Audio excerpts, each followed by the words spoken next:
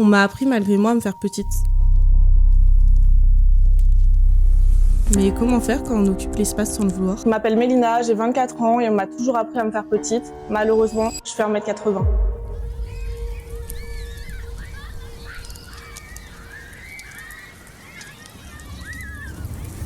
Quand j'étais petite, j'étais pleine d'énergie. J'étais toujours en mouvement, toujours à dire bonjour à tout le monde. J'adorais être vue, être entendue. Le problème, c'est que j'ai très vite compris que j'étais différente parce que je faisais déjà plus grande que les autres enfants, même très jeune. On a vraiment commencé à me faire des remarques. Mais tu grandis trop vite, Mélina. Comment une fille peut avoir cette taille? Mais tu grandis trop vite, Mélina. Et ça peut vite commencer à créer un sentiment de différence. Même si à cette époque, je comprenais pas encore vraiment ce que ça voulait dire. Je pensais juste vraiment que les autres, ils grandissaient moins vite que moi. C'est à partir de l'âge de 18 mois que Mélina a commencé à être au-dessus de la courbe moyenne des enfants de son âge.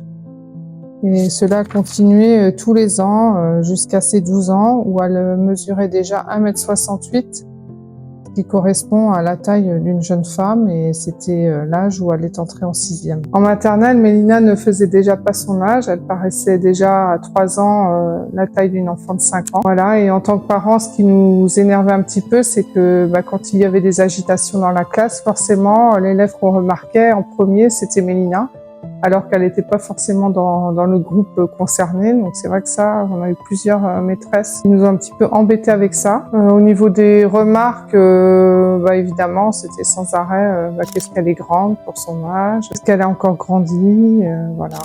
C'était toujours un peu les mêmes sons. Après, nous, en tant que parents, ça nous inquiétait pas forcément de la voir plus grande que les autres, car moi-même, je suis issue d'une famille de grandes. Je suis grande, je fais 1m77. Ma maman fait 1m80. Mon papa, pareil. C'est vrai qu'on est issu d'une famille de grands. Ce qui était plus problématique, enfin après, on arrivait à gérer, c'était au niveau des vêtements. Elle a jamais mis la taille correspondant à son âge. À 3 ans, elle mettait du 5 ans. À 9 ans, elle mettait déjà, elle pouvait mettre du XS. Ça faisait déjà 1m58. Donc, elle était à la limite entre, les vêtements pour enfants vont jusqu'à 14 ans. Donc, elle passait carrément dans les ados. Et c'était pas forcément adapté à son jeune âge, mais bon. Pour mes parents, en fait, j'étais juste une grande fille, une grande petite fille. Mais pour les autres, je voyais que c'était différent. C'était un sujet de surprise, de questions, et parfois même d'incompréhension. Puis il est arrivé le moment du déménagement. Une nouvelle ville, une nouvelle école. Et avec ça, j'ai commencé à ressentir un sentiment de solitude que je connaissais pas encore avant. Quand je suis arrivée en CM2, j'ai commencé à me sentir différente. C'était vraiment plus qu'une question de taille, mais vraiment le regard des autres qui changeait sur moi. Et c'est à partir de ce moment-là que l'école, elle a vraiment commencé à devenir compliquée pour moi.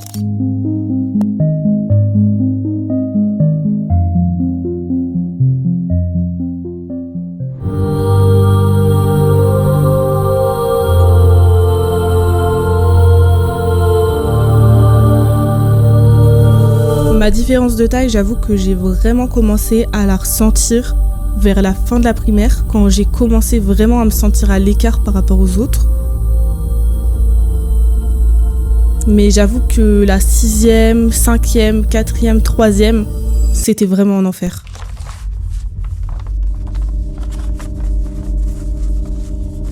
Au début, c'était des petites blagues du genre la grande perche, la girafe. Et avec le temps, forcément, ça a empiré. Les garçons, ils devenaient vraiment méchants, c'était plus de l'humour, c'était des insultes. Ils m'affichaient sur les réseaux sociaux, ils me faisaient passer pour la pestiférée du collège. Et moi, ça m'a vraiment fait perdre confiance en moi. J'avais vraiment plus du tout envie d'aller au collège. J'ai commencé à détester ma taille, à m'enfermer sur moi-même. En fait, on se rend pas compte, mais toutes ces moqueries, ça peut vraiment aller plus loin que de simples plaisanteries et jusqu'à en devenir du harcèlement. En fait, ça te rappelle chaque jour que t'es différente et ça pèse sur la confiance en soi. Oui, je me souviens bien de cette période. Mélina, ça a toujours été une fille forte. Elle montrait pas forcément ses émotions. Et même moi, je ne voyais pas qu'il y a des jours où elle était triste ou autre. Donc, je voyais bien les remarques, par exemple, dans la cour de récréation ou cours même. C'est vrai qu'il y avait des petits pics sur sa taille. Enfin, c'était vraiment des petits pics blessés en fait. À cet âge-là, c'est vrai que les réseaux sociaux commençaient. Donc en fait, on parlait avec nos copains, nos copines, etc.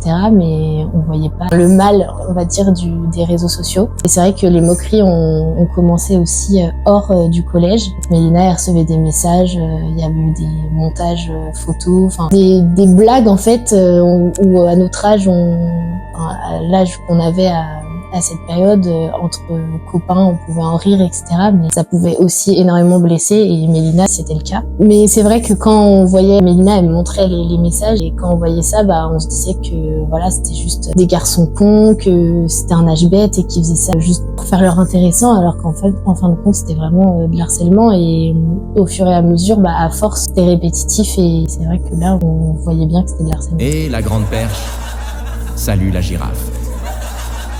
Mais c'est quelque chose qu'il faut vraiment pas prendre à la légère. Encore à l'heure actuelle, il y a des enfants qui sont harcelés. Heureusement, Mélina, elle a un caractère très fort et elle a réussi à aller au-dessus de ça et d'être plus intelligente que les autres. Mais c'est vrai que quelqu'un qui est très faible mentalement et qui peut avoir aussi d'autres problèmes dans sa vie, ça peut être très dur pour cette personne. Et aussi, quelque chose que j'ai vécu en cours avec Mélina, elle montrait aucune faiblesse et en fait, elle s'énervait contre les personnes. Enfin, elle se laissait vraiment pas faire. Enfin, elle était là pour se défendre. Et en fait, ce qui se passait, c'est qu'en cours, des fois, elle intervenait, elle entendait des gens rigoler, elle leur disait leur cas de vérité. Un jour, elle s'est levée en cours et elle s'est énervée contre un des garçons et la prof, en fait, s'est énervée contre Mélina. Donc ça s'est un peu retourné contre elle parce que voilà, elle s'est juste défendue en fait et malheureusement, c'est elle qui a été punie. J'ai toujours été la plus grande de ma classe, même avec les garçons. Au collège, je passais pas inaperçue, autant avec les profs qu'avec les autres élèves. J'ai vraiment longtemps eu honte de ma taille. On me regardait tout le temps, je me sentais tout le temps jugée. J'avais l'impression qu'on attendait toujours plus de moi. Par exemple, s'il y avait un bruit en classe, on se tournait souvent vers moi parce que j'étais plus remarquable que les autres. C'était comme si ma taille, elle devait dire qui j'étais, comme si j'étais différente. Et ça m'a vraiment fait perdre toute confiance en moi. Je rêvais d'être invisible. J'avais l'impression qu'il fallait que je m'excuse d'être grande, que je m'excuse d'être là. L'adolescence, c'est vraiment la période où on construit notre image, l'image qu'on a de nous, l'image qu'on veut refléter. Et pour nous, les grandes, cette construction peut vraiment être perturbée par le regard des autres. On a la pression de devoir rentrer dans une norme, on commence à avoir honte de notre corps, on se compare beaucoup aux autres, on essaye de s'intégrer. Mais quand on est grande, on se sent tout de suite qu'on est différente et un peu décalée. Allez Mélina! Ouais! En parallèle, en 6e, j'ai commencé le basket. Et pour une fois, j'ai commencé à comprendre que ma taille, ça pouvait être un atout, un échappatoire, malgré tout ce que je vivais à côté. Le problème, c'est qu'au collège, on commence aussi à avoir nos premières relations amoureuses. Enfin, pour moi, ça en est devenu un problème parce que, moi, mes relations, c'était un pari. Si on sort avec Mélina, c'est gagné. En vrai, je montrais pas que j'étais triste, ni à la maison, ni à l'école. Je pleurais pas, mais au fond, cette période, ça m'a vraiment éteinte intérieurement. Je suis devenue plus timide, j'ai perdu ma confiance en moi. Devant le miroir, je me demandais souvent, pourquoi je suis grande en fait? Pourquoi moi? Pourquoi je suis pas comme les autres? Je me sentais vraiment seule. Au collège, je n'ai jamais remarqué de changement de comportement. Mélina était toujours la même, joyeuse, sportive. C'est évident que si j'avais eu la moindre suspicion, je l'aurais forcément accompagnée, on aurait vraiment dialogué, je l'aurais pas laissée seule. Moi, si jamais je t'en avais parlé à cette période-là, genre que je me sentais pas très bien, etc., toi, qu'est-ce que t'aurais aimé me dire? J'aurais aimé te réconforter et te dire que c'était pas toi le problème, c'était le comportement des autres, en fait. Que dans la vie, il y a des gens petits, il y a des gens grands. Il faut s'adapter, il n'y a pas de moquerie à avoir sur la taille des gens, voilà. Donc forcément, t'aurais accompagné en tant que parent et même, on aurait peut-être même consulté un spécialiste si c'était vraiment très très mal. Si tu vis ça aujourd'hui, sache que tu n'es pas seul. Parle à quelqu'un d'adulte de confiance, un parent, un prof, un conseiller, mais ne garde surtout pas tout ça pour toi. Rappelle-toi que toutes ces moqueries, elles ne te définissent pas. Ta taille, c'est juste une caractéristique physique, ça va pas du tout définir ta valeur. Essaye de construire ta confiance petit à petit, même si c'est compliqué. Tiens-toi droite. Marche la tête haute, ça va déjà renvoyer une image différente à toi-même et envers les autres. Et encore une fois, vous n'êtes pas seul.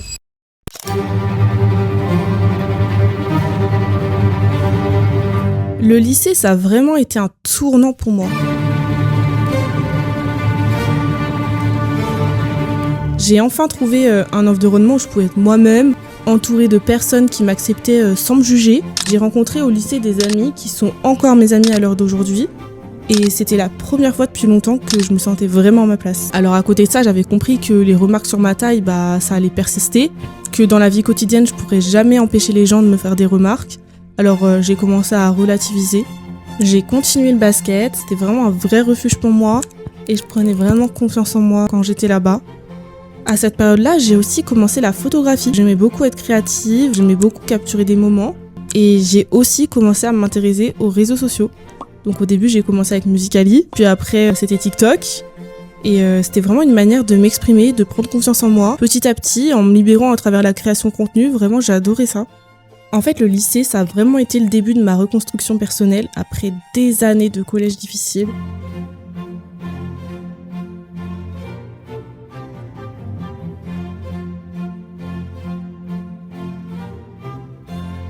Puis voilà, en grandissant, je me suis réconciliée avec mon corps, avec ma féminité.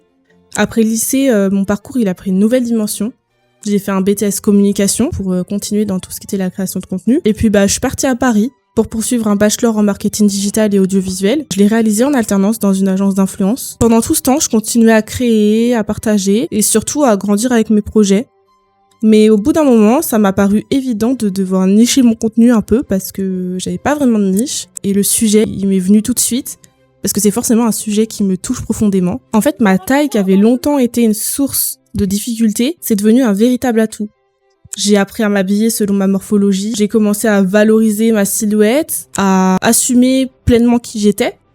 Et dans ma vie personnelle, j'ai remarqué que les regards, ils ont aussi changé, notamment celui des garçons. J'ai commencé à sortir avec des garçons, j'ai vécu des histoires et j'ai compris que ma taille, c'était plus un frein, mais une force. Qu'il y avait beaucoup de personnes qui aimaient ça, qui trouvaient ça beau. En vrai, quand j'ai connu Mélina, j'ai pas forcément fait attention à sa taille parce que dans ma famille, on est déjà tous un peu grands. À force de traîner avec elle, c'est à ce moment-là que j'ai remarqué que du coup, elle subissait beaucoup de remarques, de reproches. Les gens disent que c'est des blagues, que elle doit pas mal le prendre, mais en fait, à la longue, c'est hyper lourd. D'un point de vue extérieur, du coup, en fait, ça me faisait chier pour elle. Je prenais tout le temps sa défense en disant, c'est une mannequin, c'est normal, elle fait du basket, elle fait du mannequin. En fait, à un moment donné, on devait juste arrêter de parler et juste laisser couler. Au fil des années, ça fait plus ou moins 5 ans qu'on se connaît, j'ai vraiment vu Mélina évoluer sur le fait que elle lâchait prise. Elle s'en foutait et maintenant c'est même plus un complexe pour elle, au contraire, c'est une force. Et je trouve ça vraiment remarquable. Non, en vrai de vrai, je suis très très fière d'elle et de ce qu'elle est devenue parce que je pense que à la longue, personnellement, je serais pas comme ça. Je pense que j'aurais été très sanguine. Mais non, je suis très très fière d'elle et je trouve que c'est une femme très forte qui maintenant s'en fiche des remarques, qui en fait une force. Et puis voilà. Tout ce que je vis aujourd'hui, je veux le partager avec vous. C'est pour ça que j'ai créé mon podcast. Un espace où on parle de la vie des femmes grandes en général, de la confiance en soi. C'est vraiment un podcast qui vous aide à reprendre confiance aussi en vous si jamais vous n'avez pas confiance en vous et de tout ce qui fait qu'on peut s'aimer tel qu'on est. La saison 2 arrive bientôt et je vous invite à vous abonner pour ne rien manquer. Ensemble, on va continuer à changer les codes, à célébrer nos différences et à s'épanouir pleinement. Merci beaucoup d'avoir suivi cette vidéo et à très vite.